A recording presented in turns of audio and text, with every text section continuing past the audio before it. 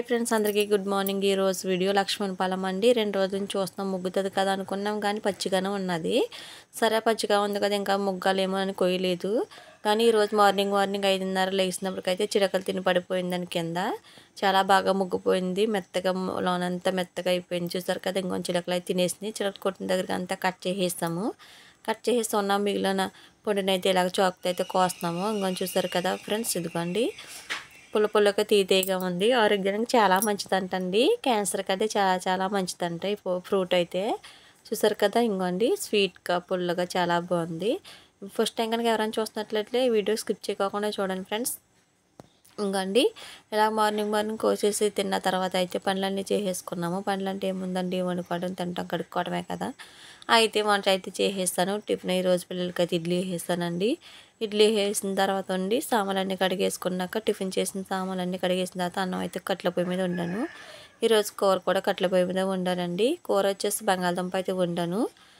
అయితే మసాలా అయితే నూరుతున్నాను. చూసారు కదా, శనగల మీద మిక్సీలో అయితే నేను వేయనండి. చాలా మటుకి కూడా నేను శనగల మీద నూరుతాను. చూసారు కదా, జీలకర్ర, ధనియాలు, గసగసాలు, ఎల్లుల్లిపాయలు అన్నీ కూడా ఇలా శనగల మీద నూరుకున్న మసాలా ఏదైనా సరే టేస్ట్ అయితే చాలా బాగుంటుందండి కూరల్లోని. ఇంకోటి ఒక చేతితో వీడియో తీసుకుంటున్నాను. ఒక చేతితో అయితే ఇలా శనగల మీద నూరుతున్నానండి. చిన్న పత్రమే కాబట్టి ఒక చేతితో నూరతాకి ఈజీ అయిపోయింది. ఇంకొని చూడండి ఫ్రెండ్స్, ఈ అక్క ఏదో సోది చెప్తుంది అని అనుకుంటారా? అలాగే అనుకోకండి ఫ్రెండ్స్.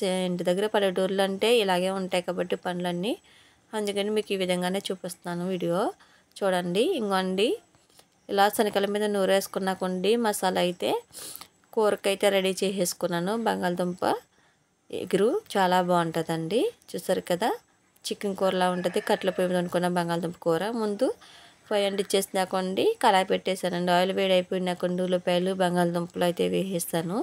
దారుగా మగ్గిన తర్వాత ఉండి ఉప్పు, కారం, పసుపు, శనగల మీద నూరుకున్న మసాలా అన్నీ వేసి ఒకసారి గట్టితో కలిపేసి మూత అయితే పెట్టేసాను. ఒక 10 నిమిషాలు మూత పెట్టినాకండి కొంచెం బాగా మగ్గిపోయినాక ఉల్లిపాయలు అవి బాగా మగ్గిపోయిన తర్వాత ఉండి అప్పుడు ఒక పెద్ద గ్లాస్ వాటర్ అయితే వేసానండి. కట్టెల పొయ్యి మీద కూరలో టేస్ట్ అయితే చాలా బాగుంటాయండి. మాకు చాలా మటుకి కట్టెల పొయ్యి మీద వంట చేసుకుంటాం. ఎందుకంటే పల్లెటూర్లు కదండి, పొలాలు అవి దొరుకుతాయి కాబట్టి కట్టెల పొయ్యి మీద వండుకుంటాం మేము. చూసారు కదా, ఇంకోండి గ్లాస్ వాటర్ అయితే వేసేసాను. కూర అయితే ఎగురుతూ ఉంటుంది. కూర ఎగురు లోపల అన్నం వండుకున్న సామాన్లన్నీ అయితే కడిగేసుకున్నాను.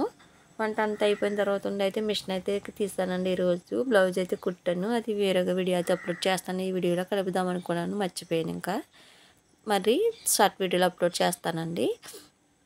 చూడండి ఫ్రెండ్స్, ఇంకోండి బంగాళదుంప కూర అయితే గుజ్జుగా ఎగిరిపోతుంది. చూసారు కదా, ఇలా పొయ్యి మీద వండుకున్న కూరలు టేస్ట్ బాగుంటుందండి. వీడియో నచ్చితే లైక్ చేయండి, షేర్ చేయండి. Okay friends, bye.